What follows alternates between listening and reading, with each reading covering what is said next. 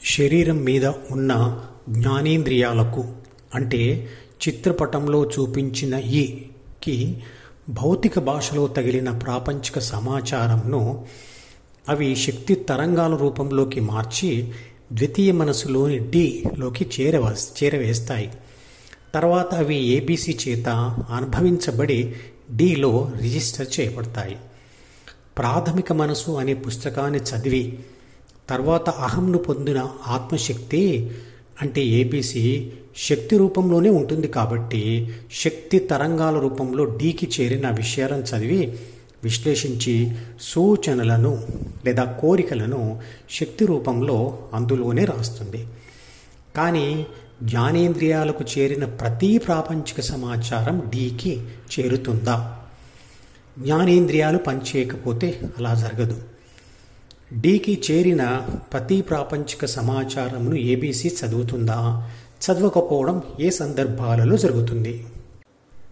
1. ప్రమాదంలో మెదడు గాయపడి డీలోని జ్ఞాపకాలు దెబ్బతిని కోమాలో ఉన్నప్పుడు ఏబీసీ మెలకువలో ఉన్న అది డీని చదవలేదు. 2. డి చుట్టూ మత్తుమందు ఒక తెరగా ఏర్పడినప్పుడు కూడా ఏబీసీ దానిని చదవలేదు. 3. ఏబీసీ జ్ఞానేంద్రియాలు వదిలి తర్వాత డిని మరియు సిని మరియు ప్రాథమిక మనసును కూడా వదిలి గాఢ నిద్రలో ఉన్నప్పుడు మరియు 4. ధ్యానంలో ఏబీసీ జ్ఞానేంద్రియాలు వదిలి తర్వాత డిని సిని బిని హృదయంలో ఉన్నప్పుడు కూడా ఏబీసీ డిని చదవడం ఉండదు. ఈ వ్యాసాలలో ఏబీసీ అన్న ప్రాపంచిక ఆత్మ అన్న ప్రాపంచిక నేను అన్న అది మీ గురించి అన్నట్లుగా మరియు అది చేసే పనులు మరియు దాని అనుభవాల గురించి చెబుతున్నప్పుడు అవి మీరే చేస్తున్నట్లుగా ఆ అనుభవాలు మీకే కలుగుతున్నట్లుగా వాటిని మీకు అన్వయించుకోవాలి. ఇదంతా కూడా మీకు మీరే చెప్పుకున్నట్టుగా ఉండాలి. అప్పుడే ఈ వ్యాసాల సంపూర్ణ స్వభావం మీకు తెలుస్తుంది. భగవద్గీతలోని విషయాలు మొదటిసారి చదివినప్పుడు అన్నీ దాదాపుగా అర్థమైనట్టుగానే ఉంటాయి, కానీ తర్వాత కాలంలో అవి మర్చిపోతూ ఉంటాము. దానికి కారణం ఏమిటి అంటే మనం నిరంతరంగా ద్వితీయ మనసు ద్వారా బాహ్య ప్రపంచానికి, పనులకు, వస్తువులకు, పదార్థాలకు, మనుషులకు, అనుభవాలకు అతుక్కుపోయి ఉండటం. అందువల్ల ధ్యాన శాస్త్రాన్ని మళ్ళీ మళ్ళీ చదవవలసి ఉంటుంది. ధ్యానం అలవాటుగా లేదా అనుభవంగా మారేంత వరకు ఈ పని చేయవలసిందే. భగవద్గీతనే కాదు, ఏ విషయమైనా శాశ్వత జ్ఞాపకంగా మిగిలిపోయి ఉండాలంటే అది మళ్ళీ మళ్ళీ వాడవలసిందే, అంటే మననం చేయవలసిందే. వాడకపోతే జ్ఞాపకం మాడిపోతుంది, వాడని మనస్సు మాడుతుంది అని ధ్యాన సూత్రం చెప్తుంది. ఇప్పటి వరకు మనం తెలుసుకున్న ధ్యాన సూత్రాలు 2.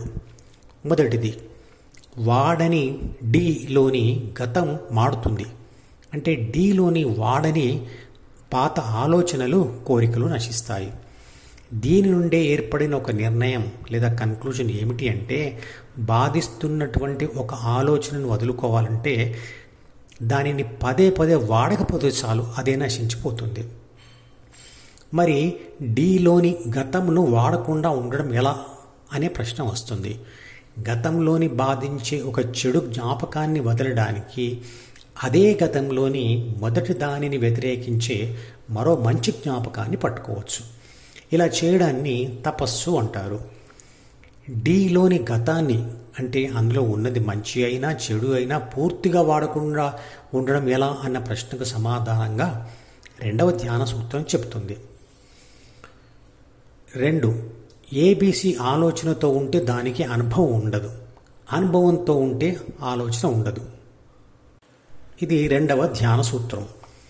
అంటే ఏబీసీ గతంతో ఉంటే ప్రస్తుతం అంటే వర్తమానంలో వచ్చే అనుభవం ఉండదు, అలాగే వర్తమానంలో వచ్చే అనుభవంతో ఉంటే గతం ఉండదు.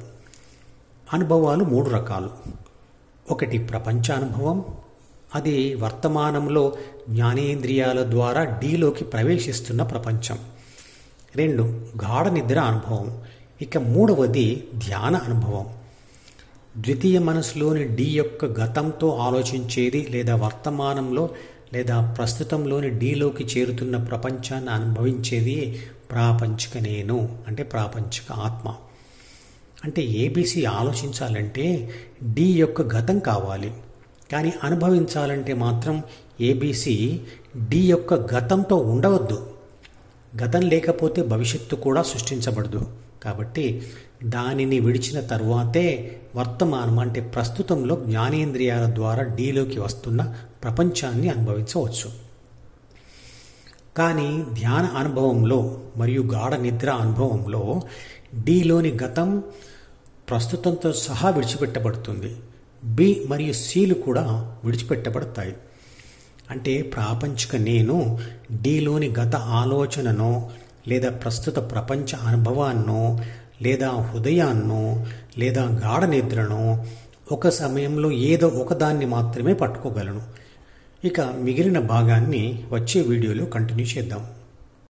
ఈ మధుపదం యూట్యూబ్ ఛానల్ వీడియోని సబ్స్క్రైబ్ చేసి గంట గుర్తును నొక్కి ఆల్ని సెలెక్ట్ చేసి ప్రతిరోజు యూట్యూబ్ ఓపెన్ చేసి అడుగున ఉన్న సబ్స్క్రిప్షన్ బటన్ నొక్కితే అన్ని లేటెస్ట్ వీడియోలు చూడవచ్చు.